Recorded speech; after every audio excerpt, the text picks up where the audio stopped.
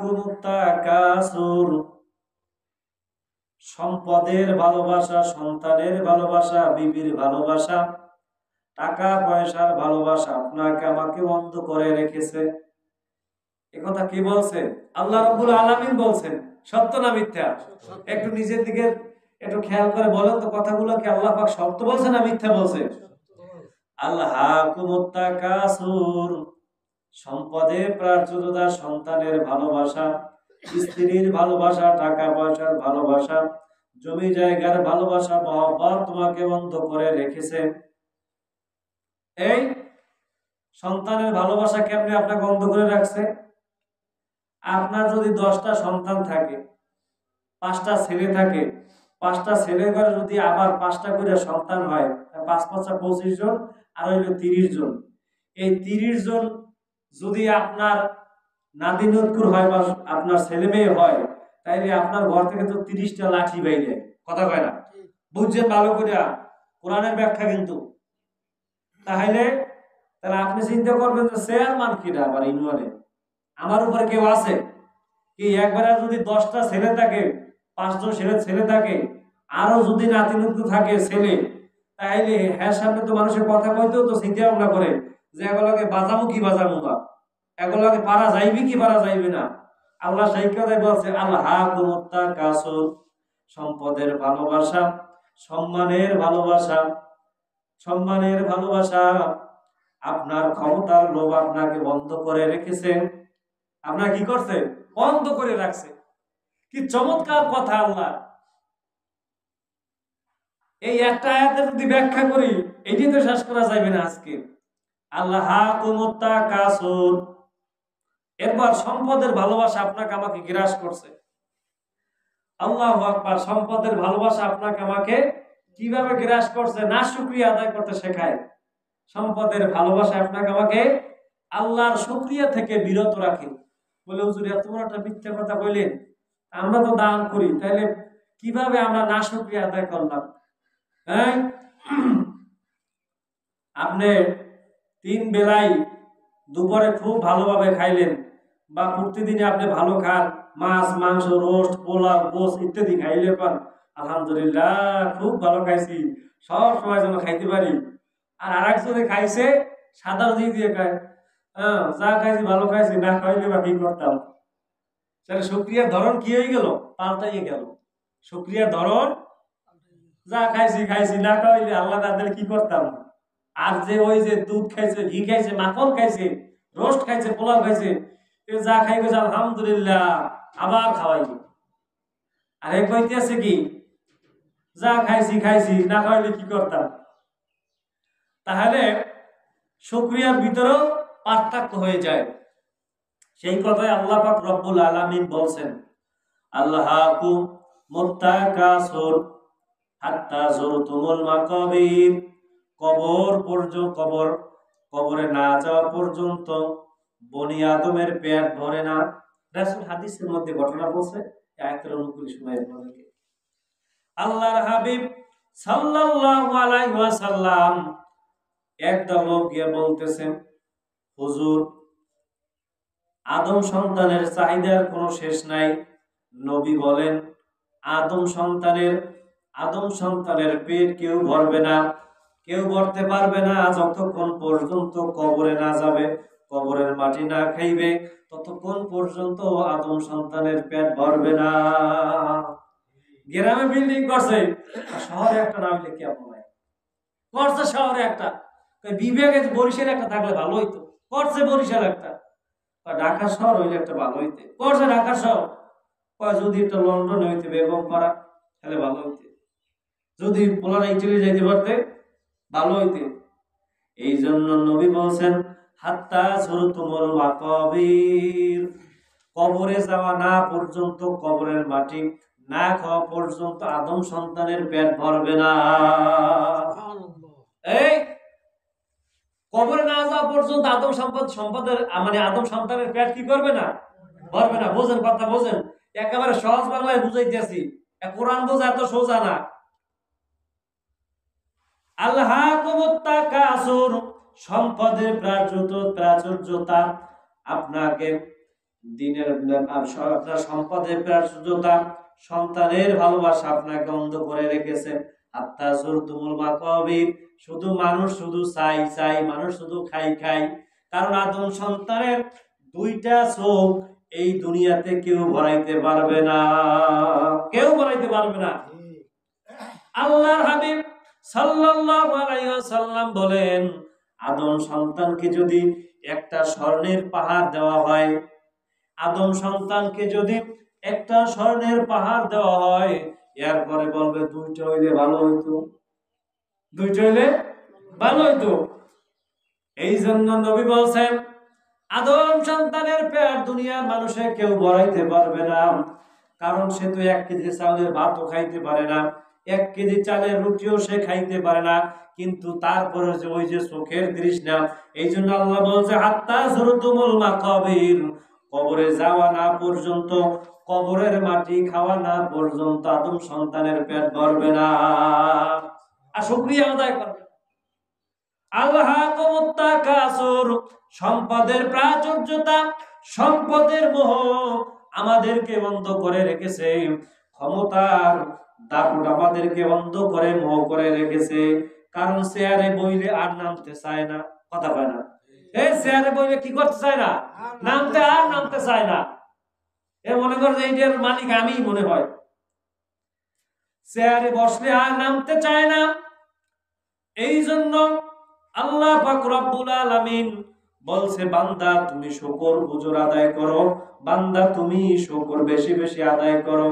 শুকর আদায় করলে কি হবে? বনি আদম সন্তানেরা শুকর বেশি আদায় করতে চায় না। আপনার মুসলিম শরীফের মধ্যে হাদিস আছে, আবু দাউদ শরীফের মধ্যে হাদিস আছে। এই ভালো করে শুনেন, আপনারা তো হাদিস পড়ে বাড়ি করতে পারবেন, কথা কয় না, এখনই বাড়ি করতে পারবেন। দেখবেন যে কোরআনের ব্যাখ্যা বলে হুজুর তো কিছুই বুঝলাম না, একে বাংলা অর্থ লিখে দিয়েছে, এত বুঝলাম না কিছু। আবু দাউদ হাদিস শরীফের মধ্যে, মুসলিম শরীফের মধ্যে হাদিস এসেছে, বনি ইসরাইল সম্প্রদায়ের 3 জন লোক ছিল। কয়জন? 3 জন লোক ছিল। আপনারা ভালো করে জানেন, আমি কোনো অযথা কোনো বাইরে কোনো কথাবার্তা বলি না, সম্পূর্ণ রেফারেন্স দিয়ে কোরআন এবং হাদিসের অনুকূলে কথা বলার চেষ্টা করি। ভালো করে শুনবেন, আমল নিয়মিত শুনবেন। একটা আমল যদি আপনি ধরে রাখতে পারেন, ইনশাআল্লাহ আপনিও কামিয়াবি, আমিও কামিয়াবি। বনি ইসরাইল কওমের মধ্যে 3 জন লোক, কয়জন? 3 জন লোক। আল্লাহ পাক রব্বুল আলামিন তাদেরকে পরীক্ষা করার জন্য ফেরেশতা জিবরাইলকে পাঠাইছে। কারে? ফেরেশতা জিবরাইলের পাঠাইছে। 3 জন ব্যক্তি, তাদেরকে পরীক্ষা করার জন্য আল্লাহ পাক রব্বুল আলামিন হযরত জিবরাইলকে পাঠাইছেন। জিবরাইল আলাইহিস সালাম গিয়া প্রথম যে ব্যক্তির কাছে গেছে, হ্যার হলো কুষ্ঠ রোগ। কি রোগ? কুষ্ঠ রোগ। যেই রোগের কোনো ব্যাধি নাই, যেই রোগের কোনো সেবা নাই, যেই রোগের কোনো ঔষধ নাই। ফেরেশতা জিবরাইল গিয়া বলে, ভাই তোমার কি লাগবে বলো। বলে, আমার তো কুষ্ঠ রোগ হয়েছে, আমার শরীর তো পছন্দ হচ্ছে, সমাজের মানুষ আমাকে ভালো চোখে দেখে না, সমাজের মানুষের কাছে আমি মিশতে পারি না, সমাজে আমি যাইতে পারি না, দোকানে আমি যাইতে পারি না, বাজারে আমি যাইতে পারি না, বাজার ঘাট কিছু করতে পারি না, চা খাইতে পারি না, বন্ধু বান্ধবের সাথে আড্ডা দিতে পারি না, আমাকে একা ঘরে থাকতে হয়, আমার সন্তান আমার কাছে আসে না, আমার স্ত্রী আমার কাছে আসে না, আমার মা আমার কাছে আসে না। এর চেয়ে হতভাগ্য আর কি আছে? এই যে করোনা গেল, সন্তান আসে নাই, স্ত্রী আসে নাই, মাও আসে নাই, বাবা আসে নাই, একা ঘরের মধ্যে পড়ে মরে রয়েছে, খবরও নেয় না সন্তানেরা। আল্লাহ দেখায় দিয়েছে, সম্পদের প্রাচুর্যতা তোমাদেরকে দিনদারি থেকে দূরে বানায় ফেলায়, দিনদার থেকে দূরে নিয়ে যায়।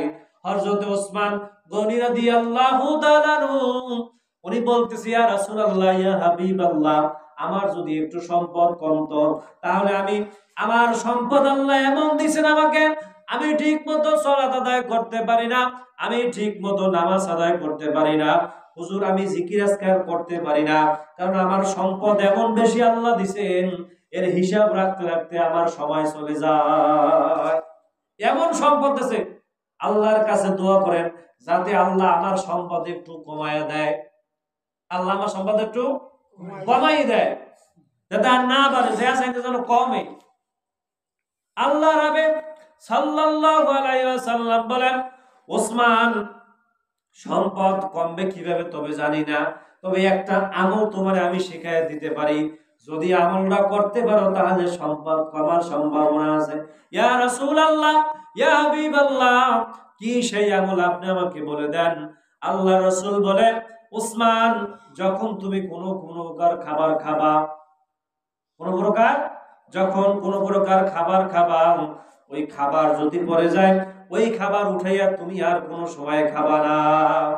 কয়েকদিন পরে হযরত ওসমান রাদিয়াল্লাহু তাআলা নু উটের পিঠে বসে জানি কি খাচ্ছিলেন, হঠাৎ করে তার বাটির মধ্য থেকে, তার থালার মধ্য থেকে একটা খাবার নিচে পড়ে গেছে। আল্লাহর হাবিব হযরত ওসমানের দিকে তাকায় আছেন। আল্লাহর হাবিব হযরত ওসমানকে দেখলেন উটের পিঠ থেকে নেমে ওই খাবারটা আবার সুন্দর করে ধুইয়া মুছা আবার খাবার খাইছে। আল্লাহর হাবিব মিসকি মিসকি হাসেন আর বলে, ওসমান তুমি কি জীবনে গরিব হবা এই কথা তো চিন্তাও করা যায় না। সুবহানাল্লাহ বলেন। হযরত ওসমান রাদিয়াল্লাহু তাআলা আনহু আল্লাহর নবীর কাছে তবুক অভিযানের জন্য, তবুক যুদ্ধের জন্য তার সম্পদের 3 ভাগের 1 ভাগ আল্লাহর রাস্তায় দান করেছিলেন। শুধু কেমন সম্পদ দান করেছিলেন, বর্তমান যুগের কয়েক লক্ষ হাজার কোটি টাকা। সুবহানাল্লাহ। আল্লাহ রাব্বি বলেন, ওসমান যে সম্পদের 3-এর 1 ভাগ যে দান করেছেন, এই দানের সম্পদ দিয়া এই রকম 3টা তবুক অভিযান করা যায়। এমন সম্পদ দিয়েছেন আল্লাহ। আল্লাহ রাব্বুল আলামিন এই জন্য বলছেন হাকুমুত তাকাসুর, ওই যে ঘটনা বলতেছিলাম বনি ইসরাইল সম্প্রদায়ের, মনে আছে?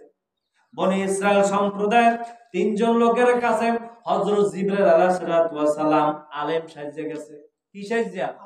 আলেম সাজে গেছে। আলেম সাজে গেছে। এবারে মানুষের ধোঁকা দিতে হইলো আলেম সাজার আগে। কারণ আপনার নামাজে মুসল্লি যায় না, জুতা চুরি করতে মুসল্লি যায় না, জুতা চোর মুসল্লি সাজে।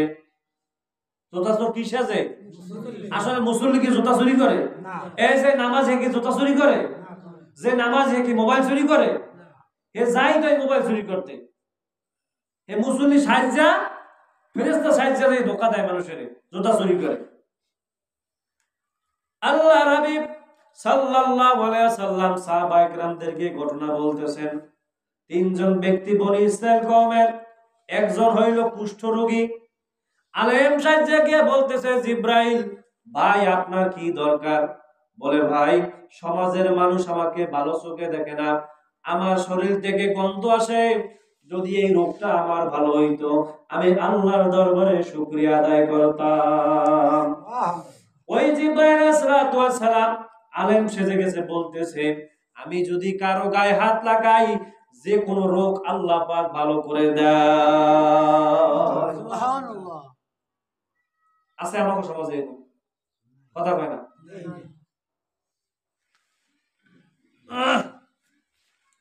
আল্লাহ পাক আমাকে এমন ক্ষমতা দিয়েছেন, কারো গায়ে যদি কোনো রোগ থাকে আমি যদি হাত লাগাই, আমি যদি আল্লাহর কাছে দোয়া করি, সাথে সাথে আমার আল্লাহ কবুল করে নেয়।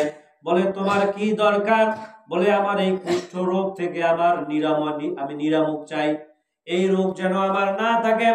জিবরাইল আলাইহিস সালাতু ওয়াস সালাম আল্লাহর দরবারে দোয়া করলেন, আল্লাহ ও আল্লাহ তোমার বান্দার বড় কষ্ট হয়, তুমি তাকে মাফ করে দাও, তার জীবনের সব মাফ করে দাও, তার রোগ যেন ভালো হয়ে যায়। সুবহানাল্লাহ। রোগ যেন ভালো হয়ে যায়। জিবরাইল আলাইহিস সালাম রোগ ভালো হবার বলতেছে, ভাইজান আপনার মনে আর কোনো আশা আছে কিনা? কয়, ভাই আশা তো বহুত আছে, কি বলবো, আর তো চাওয়ার কিছু নাই। এক সময় আমি খুব সম্পদওয়ালা ছিলাম, বেশ টাকা পয়সার মালিক ছিলাম, আমি তো কুষ্ঠ রোগী হয়ে গেছি, সবাই আমারে ছাইড়া চলে গেছে, আমার স্ত্রী পুত্র কেউ নাই, কেউ আমার কাছে মেয়েও বিবাহ দেবে না, আমি একা একা কিভাবে থাকবো? আপনি যদি আমার জন্য যদি একটা উটের ব্যবস্থা করতেন। ফেরেশতা জিবরাইল আলাইহিস সালাতু ওয়াস সালাম আল্লাহর কাছে দোয়া করলেন, ও আল্লাহ, এই ব্যক্তির জন্য তুমি একটা উটনির ব্যবস্থা করে দাও। সুবহানাল্লাহ। দোয়া করলেন, যাও পাহাড়ের মধ্যে গিয়ে দেখবা উটনি আছে, ওইটা নিয়ে আসবা, ওইটা পালন করবা, এর ভিতরে আল্লাহ তোমাকে বারাকাত দিবে। সুবহানাল্লাহ।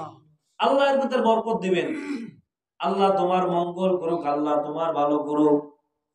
দ্বিতীয় ব্যক্তি টাক আলা ব্রাসু, টাক আলা, মাথায় যদি চুল না থাকে, মানুষের বলে সাদে মাল নাই, কি নাই? এটা আমরা তো তাই বলি, সাদে কি নাই? মাল নাই সাদে। আল্লাহ চুল মানুষের দেওয়া আল্লাহর কত নিয়ামত।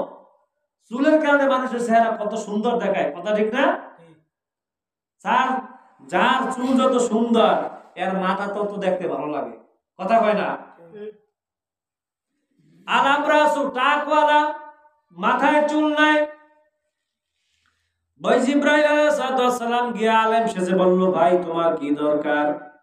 বলে, আমার মাথায় টাক, এই জন্য সমাজের মানুষ আমাকে হিংসা করে, সমাজের মানুষ আমাকে ভালো চোখে দেখে না।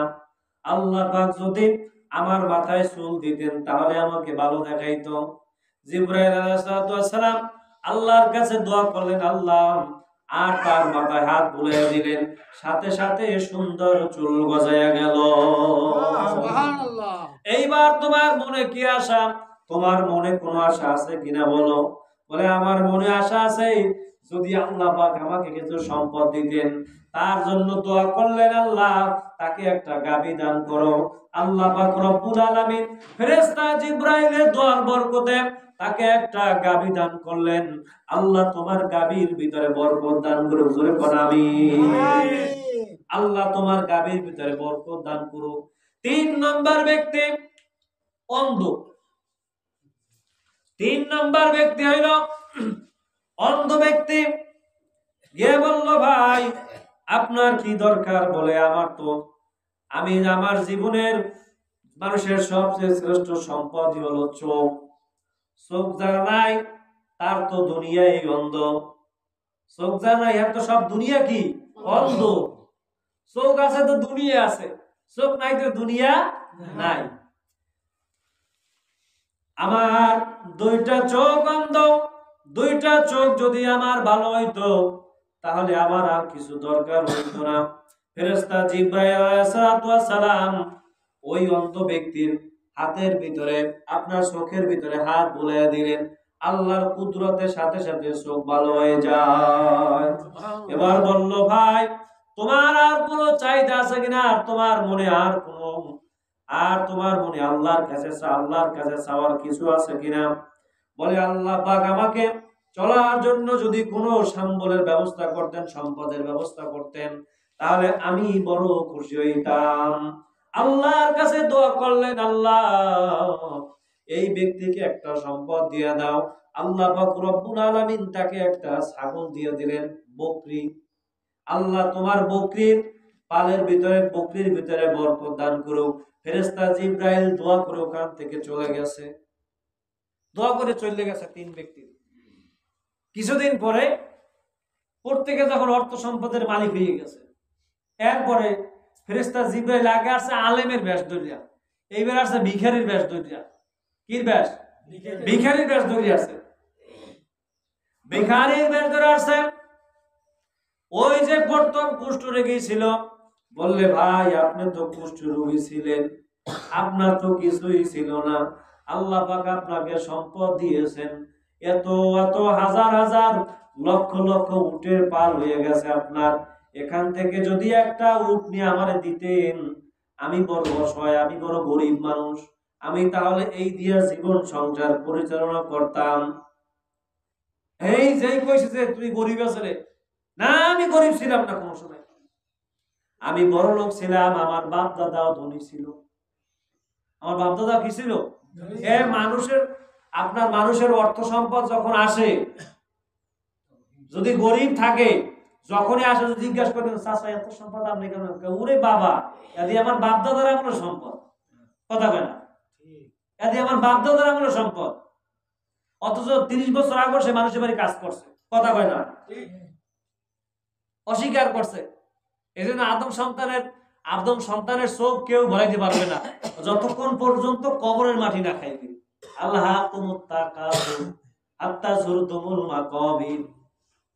ফেরেশতা জিবরাইল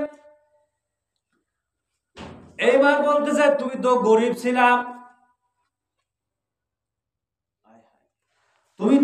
ছিলাম, আল্লাহ পাক তোমার সম্পদ দিয়েছেন, একটা উটনি যদি আমাকে দাও তাহলে আমি ভালোভাবে জীবন যাপন করতে পারি।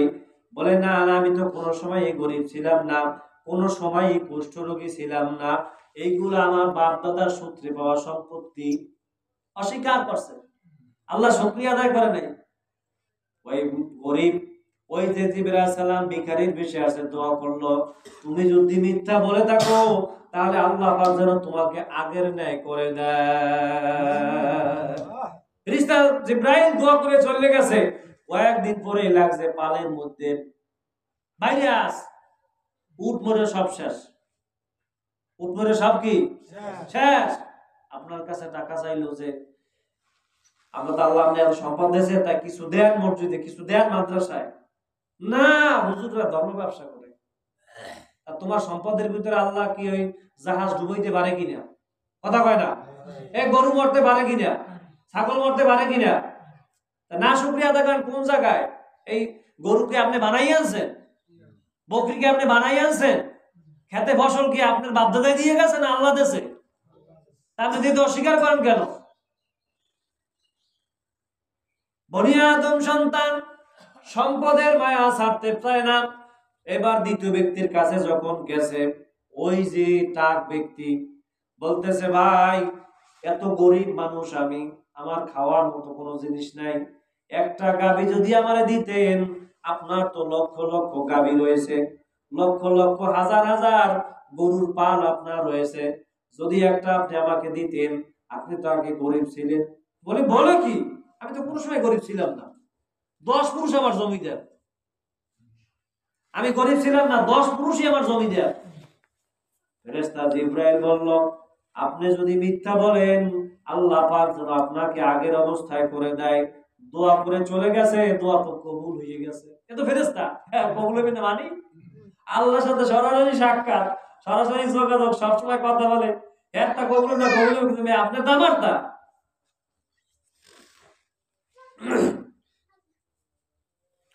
ফেরেশতা জিবরাইল আলাইহিস সালাম এরপর চলে গেছে, গরুর ভিতরে লাগছে মহামারী, লাগছে গলা ফুলো আছে, জলাতঙ্ক আছে, যত প্রকার ভাইরাস আছে, গরু সব মরিয়া শেষ হয়ে গেছে, সাপ। এইবার গেছে অন্ধ ব্যক্তির কাছে, গিয়া বলল, ভাই আপনি তো আগে গরিব ছিলেন। হ্যাঁ, আমি তো গরিবই ছিলাম, আল্লাহ আপনাকে সম্পদ দিচ্ছেন। কয়, হ আল্লাহ আমার সম্পদ দিছে। কয়, এত বকরি হয়েছে, লক্ষ লক্ষ বকরি, এখান থেকে যদি একটা বকরি আমারে দিতেন। এইবার ওই অন্ধ ব্যক্তি বলে, ভাই তোমার যত বকরি লাগে তুমি আমার এখান থেকে নিয়ে যাও, এরপর যা থাকবে তা দিয়ে আমি ব্যবসা বাণিজ্য করবো। সুবহানাল্লাহ, তা দিয়ে আমি ব্যবসা বাণিজ্য করব। এইবার জিবরাইল আলাইহিস সালাম বলতেছে, ভাই আমি দুনিয়ার কোনো ফকির না, আমি জিবরাইল, স্বয়ং ফেরেশতা জিবরাইল। আমাদের 3 ব্যক্তিকে আমি পরীক্ষা করার জন্য আল্লাহ পাক আমার কাছে পাঠাইছিলেন, কিন্তু 2 জনই ফেল করছে। আল্লাহ পাকের শুকর তুমি আদায় করেছো, আমি দোয়া করি আল্লাহ পাক তোমার সম্পদের ভিতরে আরো বরকত দান করুন। এই জন্য আল্লাহ রাব্বুল আলামিন বলেন, সম্পদের প্রাচুর্যতা, আপনার সন্তানের ভালোবাসা, আপনার ক্ষমতার লোভ আপনাকে বন্ধ করে রেখেছে। সত্য না মিথ্যা? এই যে ঘটনা বলছেন নাই, এটা বুখারী শরীফ, মুসলিম শরীফের ঘটনা। দুনিয়ার মাল সম্পদ, টাকা পয়সা আপনাদেরকে আপনার দুনিয়া থেকে, আপনার আখিরাত থেকে আলাদা করে রেখেছে। হাত্তা যুরতুমুল মাকাবির, আদম সন্তানের পেট কেউ ভরাইতে পারবে না যতক্ষণ পর্যন্ত কবরে না যাবে, কবরের মাটি না খাবে। এজন্য শুকরিয়া আদায় করা লাগবে। কি আদায় করা লাগবে? হায় রে ধান, এই বছর যে পরিমাণ ফসল হয়েছে গত 5 বছরও এত দান হয় নাই। কথা কয় না? দেখি তো নাই 5 বছরে, 10 বছরে এরকম দান দেখি নাই। দেওয়ার মালিক কে? আল্লাহ দিয়েছেন। আল্লাহ, আল্লাহর কত খরচ করতে হবে, পরিবারের জন্য খরচ করতে হবে। রাজি আছেন তো সবাই? আর যদি অস্বীকার করেন একেবারে, আর রিজিকের চিন্তা তো আপনারা টেনশন করেন কি লাগে? আমি তো বুঝি না কিছু। আল্লাহর উপরে তাওয়াক্কুল করেন, আল্লাহর উপরে তাওয়াক্কুল করেন, আল্লাহর উপর ভরসা করেন। সম্পদ যদি না থাকে, রাস্তায় যে গাড়ি চালায় সেও খায়, রে রাজা বাদশা সেও খায়, যে ধনী সেও খায়, যে গরিব সেও খায়। বরঞ্চ দেখবেন আল্লাহর শুকর আলহামদুলিল্লাহ, গরিবের ভিতরে কিন্তু বড় বড় রোগ আল্লাহ দেয় না। এই যে রিক্সা চালায়, হেরে যদি ব্লাড ক্যান্সার, হে চিকিৎসা করতে পারবে? যদি কিডনিতে সমস্যা, প্রত্যেক সপ্তাহে যদি ডায়ালিসিস করা লাগে, পারবে? এই রোগগুলা দেয়। আরে তুমি মনে করছো কি রিক্সাওয়ালায় 5 কোটি টাকা দেবে, এটার নাম বরকত না? বরকত হইল আল্লাহ পাক তাকে যে সম্পদ দিয়েছেন, বড় কোনো রোগ দেয় না, বড় কোনো বালা মুসিবত দেয় না। এইটাই তার জন্য রহমত, এইটাই তার জন্য বরকত।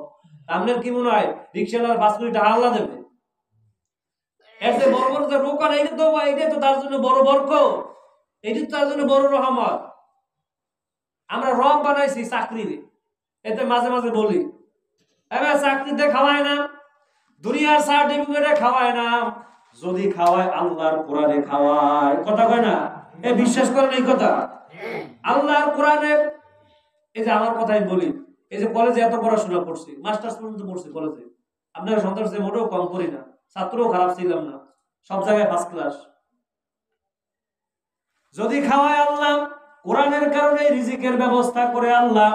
কারণ কোরআন আছে, দুনিয়ায় রিজিক আছে। কোরআন নাই, দুনিয়ায় রিজিক নাই। আলেম আছে, দুনিয়াতে দিন আছে। আলেম নাই, দুনিয়াতে দিন নাই। আলেম আছে তো দুনিয়াতে দিন থাকবে, ইসলাম থাকবে, মুমিন থাকবে। আলেম থাকবে না, কোরআন থাকবে না, ধ্বংস হয়ে যাবে। এর সংক্ষেপে আরো বোঝেন। বরযাত্রী যায় না? আমরা বরযাত্রী যাই কিনা? 200 যায়, 300 যায়, 50 যায়, 100 যায়। বরযাত্রী সবাই গেছি, খালি বর যায় নাই। খাওন দেবে? কথা কয় না? মাইয়ে দেবে? কারণ কি? প্রধানই তো বর। এই বিবাহতে বর আছে তো খাওন আছে, দুলামে আছে তো খাওন আছে, দুলামে নাই তো খাওন নাই। আল্লাহ পাক রব্বুল আলামিন বলেন, যারা মুমিন, যারা মুসলমান, তাদের উসিলায় আমি আল্লাহ পাক রব্বুল আলামিন তামাম দুনিয়ার ভিতরে রিজিক দেই। আমার মুমিন থাকবে না, আমার মুসলমান থাকবে না, আমার কোরআনের পাখিগুলো থাকবে না, দুনিয়ার মধ্যে আমি রিজিকের ব্যবস্থা করব না। দুনিয়ার মানুষ সব না খাইয়া মরিয়া যাবে। এই বরের উসিলায় খাইতেছে, বরের উসিলায় তো আমরা খাইতেছি। আলেমদের উসিলায়, কোরআনের বরকতে। আল্লাহু আকবার। এই জন্য সুন্নতের আমল বেশি বেশি করতে হবে। কিসের আমল? সুন্নতের আমল বেশি বেশি করতে হবে। দস্তারখানা বিছিয়ে খাবার খাইতে হবে। কারণ একটা খাবার যদি আপনার বাইরে পড়ে, দস্তারখানা যদি ভালো থাকে, ওই খাবারটা আপনি উঠে খাইতে পারবেন। আর যদি আপনার মাটির ভিতরে পড়ে, তাহলে উঠে খাওয়া যাইবে? যাইবে, যাইবে, যাইবে। এই জন্য নবী বলেছেন, ক্বালান নবী সাল্লাল্লাহু আলাইহি ওয়া আলিহি ওয়াসাল্লাম, মান আহাব্বা সুন্নতি ফাকাদ আহাব্বানি ওয়া মান আহাব্বানি কানা মাইয়া ফিল জান্নাহ। নবী বলছে, আমাকে যদি মহব্বত করতে চাও, আমাকে যদি ভালোবাসতে চাও, আমার সাথে যদি জান্নাতের মধ্যে থাকতে চাও, তাহলে দুনিয়ার মধ্যে যেই সুন্নতগুলো আমি রেখে গেছি, নবীর ওই সুন্নতকে তোমরা আঁকড়ে ধরো, তাহলে নবীকে ভালোবাসা হবে। আর নবী বলছে, কানা মাইয়া ফিল জান্নাহ। আর যদি আমাকে মহব্বত করো, সুন্নতকে যদি মহব্বত করতে পারো, তাহলে মনে হলো যেন আমি নবীকেই মহব্বত করলাম। সুবহানাল্লাহ, সুবহানাল্লাহ বিহামদি, সুবহানাল্লাহিল আযীম। এই জন্য নামাজের সময় পান না, কি কাজ আপনারা করেন? ফসলের চিন্তা করেন, মেঘ আসছে, ধান নষ্ট হয়ে যাবে। আপনি তো শুকরিয়া আদায় করলেন না যে আল্লাহ তুমি দিয়েছো, ওটার ব্যবস্থা তুমি করো। বনি আদম, ওই যে মুসা আলাইহিস সালামের ঘটনা আছে শুকরিয়া আদায়ের ব্যাপারে, তো শুকরিয়ার ব্যাপারে অনেক কথাই বললাম। মুসা আলাইহিস সালামের এক ঘটনা আছে। মুসা আলাইহিস সালাম আল্লাহর সাথে কোহে তুর পাহাড়ে গিয়া প্রতিদিন কথা বলে। কোন পাহাড়ে? তুর পাহাড়ে, কোহে তুর পাহাড়ে। প্রতিমধ্যে কিছু একদল হাঁসের সাথে মুসা আলাইহিস সালামের সাথে দেখা হয়েছে। বলল, নবী মুসা, যখন আল্লাহর কাছে যাবেন, আপনার কথা যখন শেষ হয়ে যাবে, আমাদের কথা বলবেন। আল্লাহ জমিনের ভিতরে চললে আপনার জমিনের ভিতরে বৃষ্টি হয় না, আমরা ফসলও পাই না, আমরা খাবারও পাই না, আমাদের জীবনটা শেষ হয়ে যাচ্ছে। আপনি বলবেন, ও আল্লাহ, আপনি জমিনের ভিতরে কবে বৃষ্টি দিবেন? হযরত মুসা আলাইহিস সালাম তার কথাগুলো যখন শেষ হয়ে গেল, বলল, আল্লাহ, একদল মাখলুক আপনার হাঁস, তারা বলল, আল্লাহ, জমিনের মধ্যে আপনি বৃষ্টি দেন না, কবে জমিনের মধ্যে নাগাদ আপনি বৃষ্টি দিবেন? আল্লাহ বলে, মুসা, হাঁসগুলাকে জানায় দেবা, আজকে থেকে 40 বছর পরে বৃষ্টির সিদ্ধান্ত হবে। সুবহানাল্লাহ। 40 বছর পরে। মুসা আলাইহিস সালাম যখন কথাগুলো বললেন, হাঁসকে বললেন, নবী মুসা আলাইহিস সালাম বললেন, হাঁস, আল্লাহ সিদ্ধান্ত করছেন আজ থেকে 40 বছর পরে বৃষ্টি হবে। কয় বছর? 40 বছর পর বৃষ্টি হবে। চিন্তা করা যায়? এই 40 বছর যদি জমিনে বৃষ্টি না হয়, তা আমরা 1 বছর পরে সব না খাই মরে যাবো। কথা কয় না? এই কোন দেশে যদি বৃষ্টি না হয় পৃথিবীতে 40 বছর, কোনো মানুষ থাকবে দুনিয়ায়? তা কি নিয়ামত আল্লাহ দিয়েছে বৃষ্টির ভিতরে? আল্লাহ বলছেন, 3টে নিয়ামত আমার বেশি, বুঝবো রহমত। এক হলো কন্যা সন্তান, 2 হলো বৃষ্টি। 2 কি? বৃষ্টি। এটা রহমত। হযরত মুসা আলাইহিস সালাম বললাম, আজকে থেকে 40 বছর পরে তোমাদের জন্য বৃষ্টির ব্যবস্থা করবে। মুসা আলাইহিস সালাম এই কথা বললা চলে গেছে। হাঁসগুলো আল্লাহ শুকরিয়া আদায় করছে, আলহামদুলিল্লাহ বলছে।